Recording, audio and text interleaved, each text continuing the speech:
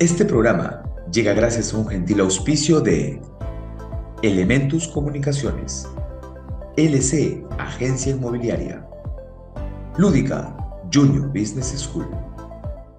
Hola a todos, ¿qué tal? ¿Cómo están? Bienvenidos.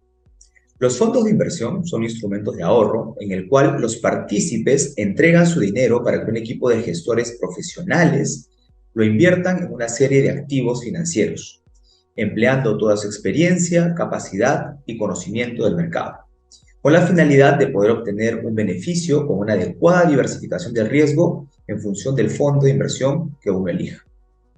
Entonces, ¿será posible que cualquier persona natural pueda invertir en un fondo de inversión? ¿O acaso estos instrumentos están solamente diseñados para inversores institucionales? Para responder esta pregunta y conocer más detalles sobre el tema, hoy nos acompaña el contador público colegiado José Castillo Carazas, director y gerente general de Blanco Safi. Bienvenidos a un nuevo episodio. Mi nombre es César López del Campo y esto es El Inversionista.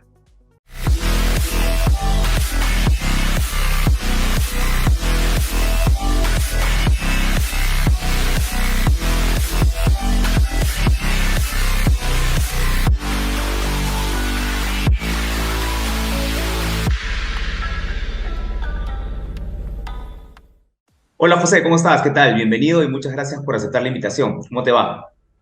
Bien, César, muchas gracias a ti por la invitación. Feliz de estar en tu programa. Además, lo he estado siguiendo bastante y veo que tiene entrevistas súper interesantes. Ahí vamos, ahí estamos, tratando de aportar en lo que se puede. Muchas gracias. Mira, en la presentación inicial un poco comentábamos algunas cositas de las que tú vienes realizando con toda tu experiencia académica y profesional, pero sí me gustaría que tú nos comentes un poco más a profundidad sobre todo el tema de tu experiencia en el mundo de las finanzas y de las inversiones. Cuéntanos un poco desde cuánto tiempo vienes relacionado con el tema de las finanzas y las inversiones a través de la empresa que tú lideras. Bueno, yo estoy en blanco desde asumir la gerencia general en agosto del año pasado. No tengo mucho tiempo, pero mi profesión en realidad sí tiene que ver con las finanzas. Soy contador público de profesión. Terminé la carrera ya hace un montón de tiempo, ¿no? O sea, antes me gustaba decir que era como que hace 5 años, 10, pero yo creo que ha pasado bastante más tiempo. Eh, Luego hice una especialización y maestrías en banca, en finanzas. Me he especializado en el negocio de reestructuración de cartera, de manejos de crisis, ¿no? Lo que es famosos turnovers, y también administrando fondos de inversión, tanto públicos como privados. Tuve experiencia en el sector bancario a través de lo que antes era el Banco Vice Sudameris, hoy es Scotiabank, ¿no? Donde estuve manejando la cartera de la titularizadora por más de $1.200 millones. Y además, antes estuve en todo lo que eran mercados internacionales en la división de banca privada, administrando portafolios de clientes de cierto nivel y patrimonio personal. Luego formé una consultora que terminó teniendo una experiencia en el mercado de capitales a través de una casa de bolsa. Eh, y luego me salí del mercado, digamos, de valores, en mercado de capitales. Tuve una incursión en el mundo educativo, ¿no? A través de, digamos, hacer operaciones de money, de buyout, ¿no? Dentro de este sector. Y ahora he regresado, pues, a mis fueros, ¿no? A mi parte básica del mercado de capitales, viendo deals, ¿no? La verdad es que todavía estoy en proceso continuo de actualización y aprendizaje de este mundo, ¿no? Claro, claro, sí, por supuesto, en realidad, y es lo mejor, ¿no? Uno siempre tiene que estar ahí en constante aprendizaje, a pesar de ocupar un cargo tan importante como el que tú tienes, evidentemente uno aprende también de los clientes y del mercado que se va moviendo constantemente. Ahora, tú lo que comentabas justamente es que, claro, ¿no? Estas empresas manejan grandes volúmenes de inversión, clientes institucionales, pero vamos un poco a dirigir la entrevista hacia los clientes, vamos a llamarlos retail, personas naturales que quieran invertir en un fondo de inversión. Entonces, la primera pregunta viene relacionada a eso, ¿no? ¿Quiénes están en la capacidad de invertir? ¿Todos pueden invertir? Esa sería un poco la primera pregunta al respecto. A ver, en Blanco es una de las pocas SAFIs, o SAFs, pues, no solamente administramos fondos de inversión, sino también fondos mutuos, donde podemos recibir inversionistas retail. De hecho, nosotros no tenemos inversionistas tradicionalmente institucionales como FPs, compañías de seguros, bancos, ¿no? Multilaterales. Siempre nos hemos dedicado a atender el segmento retail. Yo particularmente pienso de que las decisiones de inversión se toman en función a un plan y a un objetivo financiero. Si tú eres una persona que recién acabó la universidad, la vez pasada vi un post de uno de estos eh, finance influencers que decía, ¿no? O sea, ¿cuánto tendrías de plata al cabo de, no sé, 15 años si en vez de juerguearte 4 veces, lo hicieras solamente 2 en el mes? Y sacaba el cálculo de cuánto te ahorrabas entre el taxi, la entrada a la discoteca, los six-packs que te ibas a consumir, el sándwich que te ibas a comer después, ¿no? Y eso lo multiplicaba y realmente, al cabo de, no sé, de 10 o 12 años, ese dinero podía significar cerca de 100.000 soles, ¿no? O sea, lo primero que me viene a la reflexión es, Dios, o sea, cuántas propiedades me hubiera comprado si me hubiera jorgeado menos de chiquillo. Pero lo cierto es que eh, esa es una manera de hacer planificación financiera, porque la planificación financiera empieza de entender el concepto del ahorro con propósito, el ahorro en función a alguna meta. Y todos estamos en condiciones de ahorrar. Algunos mucha plata, otros poca plata. Y lo que es una SAF o un fondo de inversión es un vehículo de destino de ese ahorro, ¿no? Entonces, la pregunta que tú me haces no tiene nada que ver con el producto de inversión, sino con la decisión de ahorrar en función a un objetivo. Y creo que en ese lado nosotros hemos entendido el mercado diferente. Yo he encontrado un mercado 8 años después totalmente diferente, con más información, ¿no? Con mayor miedo a las fluctuaciones del mercado, con mayor entendimiento de lo que es la crisis política, igualmente optimista. El inversionista de capital siempre es un optimista por definición, pero necesitado ya no de comprar productos, sino más bien evaluar soluciones de una forma integral. O sea, acá la gente está acostumbrada a que ya te vendo mi plazo fijo, no, te vendo mi certificado bancario, o te vendo el fondo mutuo del banco donde yo trabajo. No, o sea, hay que aprender a escuchar y armar el diagnóstico casualmente es la base de una planificación financiera. Entonces yo creo que hoy día nos estamos convirtiendo de agentes de intermediación en asesores de objetivos y metas financieras. Ujú. Pero, a ver, digamos, el país, el Perú, a nivel de la región, digamos, tiene esa facilidad como para poder llegar a los, sobre todo a las actividades financieras, ¿no? De poder llegar, digamos, de alguna manera a los clientes finales como para poderlos atraer a invertir en algún fondo de inversión específico. Por ejemplo, yo te pongo el caso de los fondos de inversión inmobiliario. ¿Cómo invertir en un fondo de inversión inmobiliario y cómo atraer a esa persona que a lo mejor quiere? Ok, yo tengo $50,000 y quiero comprar un departamento porque lo tengo ahí, porque sé que el título de propiedad va a salir a mi nombre, tengo el concreto, tengo el fierro, tengo el cemento, tengo la propiedad y la veo, lo vuelvo tangible. ¿Cómo atraerlo y decirle, mira, con $50,000 a lo mejor puedes participar en, no sé, 4 fondos de inversión distintos y tienes participación en cada uno de ellos? Es que todo va a depender primero del objetivo de inversión. El objetivo de inversión viene asociado a un plazo. Y la generación no es lo mismo plantear un objetivo de inversión a una persona de 25 años que a una persona de 60. El concepto del plazo es completamente distinto. La aversión a riesgo es totalmente diferente. Cuando una persona tiene 25 años y decide invertir en un departamento como renta, como inversión, en el fondo sabe que su plan B es que podría terminar viviendo en esa casa.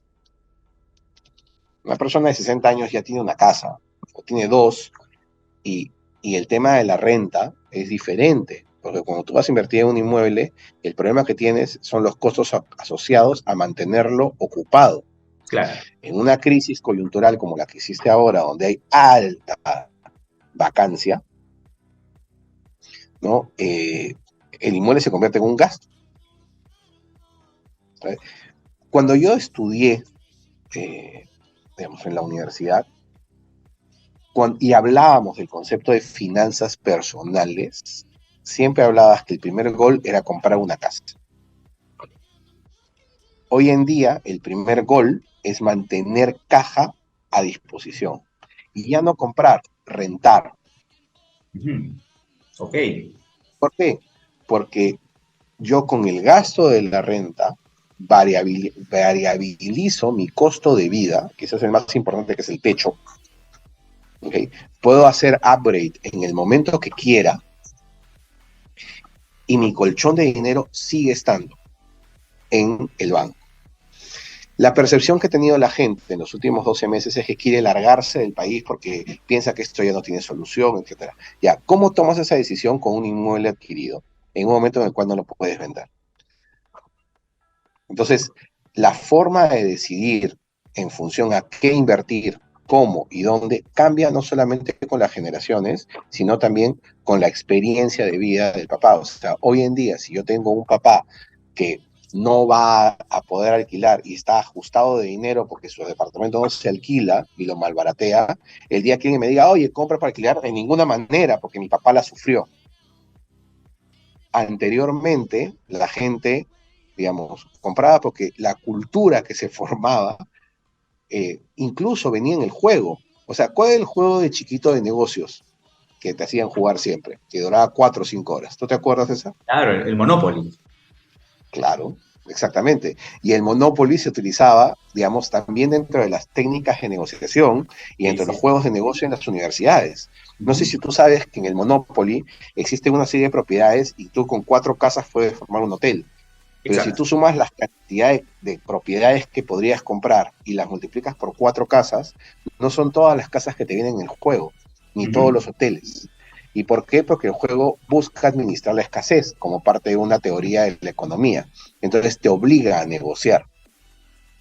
Pero lo lógico era comprar la mayor cantidad de propiedades, hacer la mayor cantidad de inmuebles, convertirlos en hoteles y quebrar al otro en función a lo Claro. que tenía de maneja de tierra. Así nos educaron. Sí, sí, sí. El, Y el poder uno, dominante, ¿no? El que domina. exactamente, exactamente, y uno enseña en función a lo que aprende, ¿ok? Sí. Entonces, claro, ahora la solución es distinta. Ahora existe, para empezar, existe el metaverso, ¿no? Entonces ya la gente está pensando en comprar su terreno en el metaverso. Ahora no Sí. solamente tengo que preocuparme en vestirme yo, sino también a vestir A tu a mi, ¿cómo avatar. se dice? A mi Al avatar. avatar, ¿no? Exactamente, ¿no? Entonces ya la cultura ha cambiado. El concepto de propiedad es distinto. Ahora Sí. la gente no se preocupa en la propiedad, se preocupa en el control. Y el manejo y el control hace que alternativas de inversión como la de los fondos inmobiliarios sean más apetecibles, primero porque te aseguran una renta, te quitan el problema del manejo y de la ocupabilidad, y tercero, eres parte de muchas propiedades y por un concepto simple de diversificación es muy poco probable que todas se caigan a la vez, entonces vas a tener la posibilidad de siempre acceder. Ujú. Ahora, ¿qué tan Disculpa que me accesible? hayas entendido. No, no, perfecto, excelente. Me parece excelente. Ahora, pero ¿qué tan accesible es toda esta información que tú me comentas, que en realidad no es más lógica que técnica, pero qué tan accesible es toda esta información, por ejemplo, para personas que, como tú me comentas, ¿no? De repente, personas de 60 años a más que ya tienen la vida hecha, que tienen casas, que tienen departamentos por rentar. ¿Cómo cambiarles a ellos ese chip y decirles, oye, mira, acá tenemos otra alternativa? Porque entiendo que es mucho más fácil tal vez para un joven de 30 años poderles explicar estas alternativas, estos vehículos de inversión y nos puedan entender un poco más porque están un poco más también abiertos a la información y propensos también al riesgo, ¿no? Pueden asumir un poco más de riesgo. ¿Cómo llevar esa comunicación a personas un poquito mayores? Mira, para empezar, uno tiene que ser lo suficientemente hábil para saber que no puede dejar de aprender. Entonces, hay gente que se cierra, hay gente que no, que escucha. Entonces, el primer reto de un asesor financiero es lograr que la persona lo escuche, ¿no? Lo segundo es no enfocarse en los errores, sino quizás mostrar las oportunidades de mejora. Lo tercero es eh, tratando de descubrir un objetivo común. Todas las personas tienen un objetivo financiero. Y si tú eres financieramente independiente, tu objetivo es mantener la independencia financiera. Entonces, todos, por definición, tenemos una meta, ¿no? O sea, por lo menos mantenerme con un valor actual del dinero, protegido, no sé, pues de la inflación, y que pueda seguir manteniendo mi estándar de vida para no tener que volver a trabajar cuando llego a la independencia financiera, que es casualmente las personas que tú me preguntas. Ujú. Entonces, hay dos formas de manejarlo. La primera es en función a su renta para vivir, y la segunda es en el patrimonio que quiere dejar, ¿no? Y es ahí donde empieza la discusión. O sea, vamos a suponer que tú eres una persona llena de propiedades y tienes 5 hijos. En una conversación de planificación y de protección de activos, hay que decirle, oye, tú vas a dividir tus propiedades en función a los hijos, ¿cómo? O vas a poner a todas en un fideicomiso para que se vendan y les entreguen el dinero, en qué momento vamos a vender, quién va a tomar la decisión. Entonces, quizás es más fácil convertir estos inmuebles en cuotas y crearte un fondo de inversión para poder explotar estos activos. De ahí es donde empiezas a cuestionar no solamente la efectividad en términos de rentabilidad, sino la practicidad de las inversiones que has hecho para toda la vida. Porque lo que hiciste muy bien en el pasado no necesariamente hoy en día es útil. Ujú. Y las Correcto. finanzas deben buscar la practicidad y la utilidad. Así es. Ahora, el tema de las comisiones. ¿Cuáles son los porcentajes? ¿Hay un porcentaje fijo? ¿Varía según el instrumento? ¿Cómo se maneja el tema de las comisiones? Porque además entiendo también que es una de las restricciones. Yo estoy un poco involucrado también en el tema de bienes raíces y, por ejemplo, una de las principales restricciones de las personas, sobre todo pasados los 50 años, es, y te dicen, ¿por qué te tengo que pagar a ti si yo mismo lo puedo manejar? Entonces, claro, uno le va explicando justamente ese concepto de que del tema de la ocupación, del tema de los costos ocultos que puedan existir. Ok, pero te dice, pero esto también lo puedo hacer yo. ¿Por qué te tendría que pagar una comisión? Ahora, ¿esta comisión es atractiva para el cliente? ¿Cómo lo manejan ustedes? Bueno, lo primero que tienes que definir es que la comisión que uno paga y que uno está dispuesto a pagar es por recibir algo o un servicio que él mismo no podría hacer. En el mundo financiero existen, digamos, dos corrientes, ¿no? Para hacerlo fácil. O tres. Los bancos, que es un mundo aparte, las instituciones supervisadas o reguladas, por ejemplo, Blanco SAF, y el resto, que es lo no regulado. Dentro del resto tienes de los family offices Uh -huh. hasta los asesores directos y los manejadores de dinero, que genera una serie de oportunidades y que hoy en día, gracias a las redes sociales, andan vociferando por todos lados, que tienen productos de 15, 18, 20%, sin ningún tipo de supervisión y regulación. Estás hablando de la regulación de la gente. Si yo soy una persona regulada y supervisada, tengo criterios mínimos que tengo que cumplir y que tengo que demostrar constantemente para poder asesorar en materia de inversiones.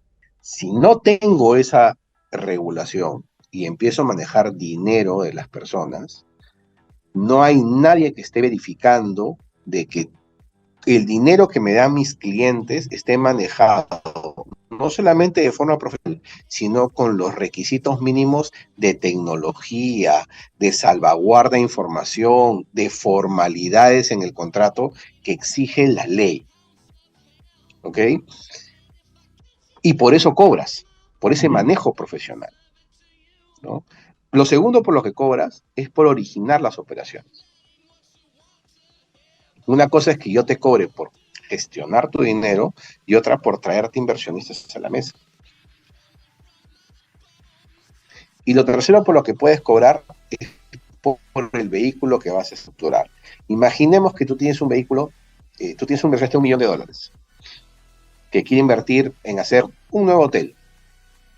Él puede invertir de manera directa y comerse todos los problemas societarios del manejo del hotel. O puede crearse un fondo de inversión o un Uh -huh. fideicomiso Uh -huh. bancario, por ejemplo, o crearse, no sé, un vehículo cuyas acciones coticen en la bolsa y que si en algún momento yo requiero de mi plata o ya no estoy en este mundo y requiero que mis herederos sigan manejándose profesionalmente, eso no tiene precio.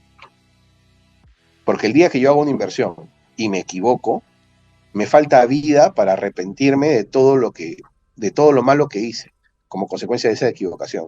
Uh -huh. Sí, es correcto. Ahora, vamos al lado de lo que es de la coyuntura que estamos viviendo el día de hoy. El ruido político, la inestabilidad, los conflictos sociales. ¿Cuánto ha impactado esto a las empresas financieras? En el caso de ustedes, ¿cómo les ha impactado? Hay inversionistas que han decidido retirarse, no han ingresado nuevos inversores a las carteras. ¿Cómo ustedes han diversificado en todo caso? O en todo caso también, ¿cuál es de cuáles son los activos refugio en estos momentos de incertidumbre? Se me ocurre, por ejemplo, y también un poco viendo la cartera que ustedes manejan, ustedes tienen una cantidad considerable en real estate. También he visto que, bueno, la minería que siempre debe estar presente. Y en el tema educativo, eso también te lo voy a preguntar después. Pero vamos con la primera pregunta que te he planteado. Ya, a ver, primero, el fuerte de Blanco históricamente siempre ha sido operaciones de deuda. Y las operaciones de deuda, así sean de factoring, todas las operaciones de deuda parten de un principio lógico. Yo te doy dinero y tú me tienes que pagar. ¿Qué pasa en estos 45 días cuando no me puedes pagar porque cerraron las carreteras, no pudiste entregar tu producto? Ojo, esto fue a fin de año. Las empresas grandes no cierran sus años, sus libros el 31 de diciembre, lo cierran el 15 de diciembre. Claro. Entonces, todo lo que me entregaste desde el 16 de diciembre hasta el 31 de diciembre ya se fue a facturación de enero y te lo van a pagar en febrero. Si masivamente eso ocurre y hay un rompimiento en la cadena de pagos, fondos como los que nosotros manejamos generan un retraso forzado en el pago de beneficios o en el cumplimiento de obligaciones. ¿Qué significa? ¿Que quebraron y que están mal y que todo es una porquería? No. Significa que si yo te iba a pagar en enero, tengo que pagar en febrero. Porque, obviamente, ocurrió una coyuntura. ¿En 10 años había pasado esto? No. No. Nunca había pasado esto. ¿Qué ocurrió, digamos, fue similar al efecto que ocurrió en pandemia? Tampoco. Porque en pandemia, inmediatamente el Estado reaccionó con reactiva. La afectación existió, pero no fue tan grande. Entonces, ¿cómo las personas vivieron el COVID y superaron las empresas que, digamos, nosotros teníamos nosotros, sino las que estaban en el mercado, ¿no? En COVID, reperfilando sus operaciones. Si yo tenía una deuda a 90 días, la reperfilaba un año y ya está. Entonces, el COVID tuvo una salida elegante, pero en las operaciones de deuda de corto plazo, esas operaciones de corto se convirtieron en mediano plazo. Y si en el medio de ese mediano plazo tú tuviste un rompimiento de la cadena de pagos, ahí sí tuviste la afectación. Y no hay nada que se pueda hacer al respecto. Que hay fondos que pueden decir, no, mira, a mí no me pasó. Sí, tenemos fondos que no pasaron. Tenemos fondos que eran de operaciones autoliquidables. Tenemos fondos que ya tenían, digamos, pagos comprometidos o pagos en garantía o pagos en custodia. Sí, pero en el promedio la deuda sufrió un impacto. Y eso lo ves porque las tasas de morosidad en los bancos y la restricción de los créditos subió. Y eso es un indicador natural de que estas cosas pasan. Ojo, no porque no le haya pasado a un fondo, no le vaya a pasar después. Porque los impactos en la macroeconomía duran de 12 a 18 meses. Si yo bajo las tasas hoy, el costo del dinero no baja mañana. Porque hay gente que hasta antes de hoy ya había asegurado su costo de dinero fijo a 24 o 36 meses. Impacta en las operaciones nuevas, no en el outstanding o en la cartera actual. Entonces, aquellas operaciones que fueron refinanciadas producto de la pandemia o de la crisis política y que sintieron esta coyuntura, sí fueron afectadas. ¿Nosotros teníamos esas? Sí, porque es parte de mantener y preservar el capital. ¿Cuál fue el impacto? Tuvimos una demora, digamos, en el pago de beneficios. Pero más allá de eso, no hubo ningún mayor impacto y además pudimos ayudar a los clientes a salir adelante. Porque el fin del fondo no solamente es rentar y generar utilidad de los beneficios, sino generar un negocio sostenible. Es parte del propósito de una sociedad de inversiones. Claro, Si claro, no, claro. Sí. tú eres la plata del inversionista, pero te quedaste sin deals. Sí, Entonces, claro. Entonces, eso por un lado.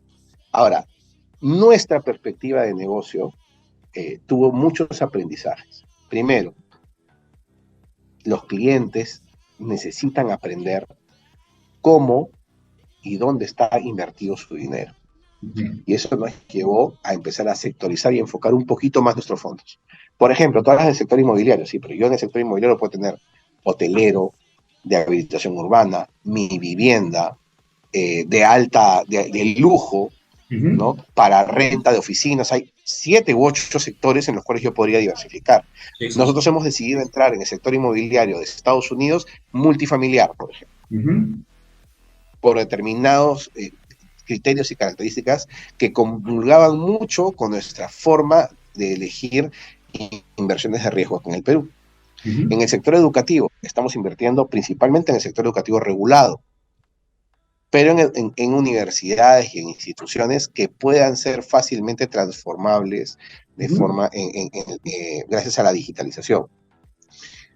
Eso se conoce como educación exponencial, o sea, no entramos en toda la educación. Y eso nos está ayudando a acotar los rendimientos, acotarlos en el sentido de que hay mucho menos brecha entre el spread de la tasa activa y pasiva, con lo cual el inversionista gana un poco más, y los flujos son mucho más seguros, pues son más estables, ¿no? Correcto. Nos está ayudando un poco también a explicar al inversionista por qué sí y por qué no, y cuál es el timing de inversión en diferentes oportunidades. Excelente. José, ya para ir cerrando la entrevista, una vez más te agradezco mucho por tu tiempo y toda la buena explicación que nos has dado respecto a los fondos de inversión. Esta última pregunta llega gracias a Lúdica. Lúdica es un auspiciador de este programa. Te comento un poquito de Lúdica. Lúdica es la primera escuela de negocios, de formación y educación financiera dirigida a jóvenes en edad escolar, tanto de colegios públicos y colegios privados. Poco el formato de este programa también es impulsar y que la gente que nos vea tenga algún conocimiento de en qué puede invertir y sobre todo en estas épocas de incertidumbre. Entonces tú, relacionado al tema de las inversiones, quiero que nos puedas un poco también contar cómo pueden las personas que tienen un fondo extra, ya no sé si es que de las AFP o de la CTS o del fondo que tengan ahorrado, no lo mantengan tal vez en el banco o en la casa, todavía hay personas que lo tienen en casa, el dinero, y qué puedan hacer con este dinero, dónde poderlo perfilar, si es que de repente la empresa la cual tú representas pueda acoger a estas personas que tienen 15.000, 20.000 soles y dónde lo puedan invertir de manera segura. No existe inversión segura, existen estimados razonables de asunciones de riesgo. ¿Y por qué creemos que es tonto dejar la plata durmiendo en un banco? O sea, por lo menos toda la plata no, probablemente una Claro. parte sí para un tema de liquidez y emergencia. Las tasas han subido y la restricción del crédito se ha llevado a niveles máximos. Y esto va a durar de 6 a 8 meses. Entonces, las empresas necesitan asegurar su manejo de liquidez y están dispuestas a pagar más dinero por esta liquidez. Tú hablabas del Fondo Educativo Arizona, por ejemplo. Es un fondo privado, ¿no? En ese fondo tenemos inversiones como Avia, que es una escuela, es un CETPRO de 30 años. Tenemos la UPAL, que es una universidad licenciada, que hace 3 meses antes de que ocurra todo este problema de la contrarreforma universitaria, obtuvo un permiso y una autorización para nuevas carreras. Tenemos Netsum, que es la segunda tech más grande del Perú, con casi 1 millón de usuarios.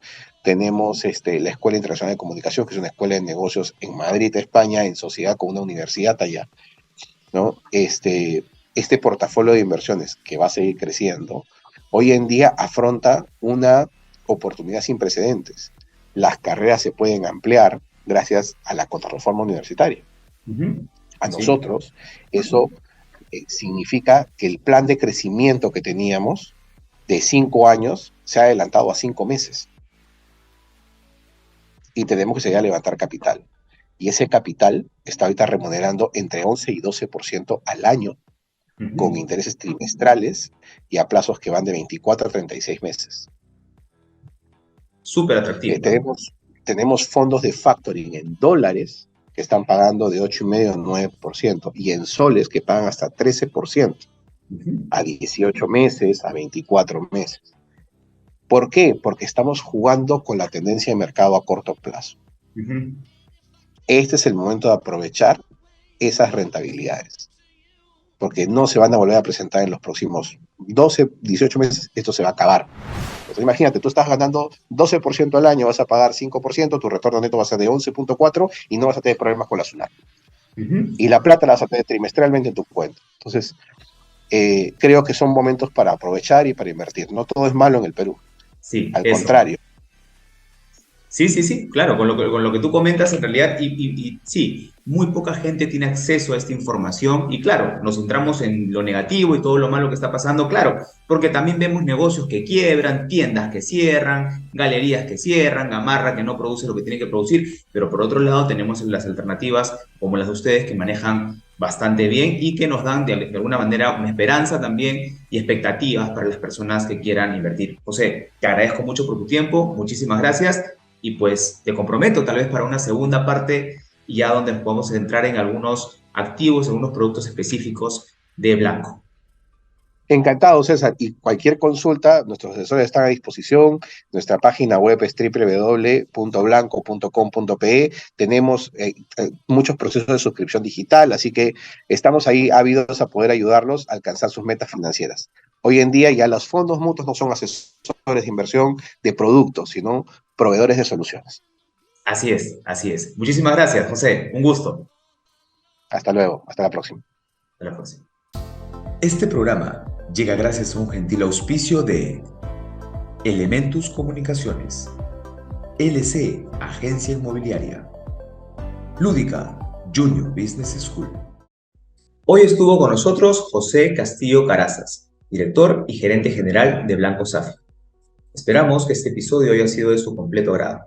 Conmigo será hasta un nuevo episodio. Esto fue El Inversionista.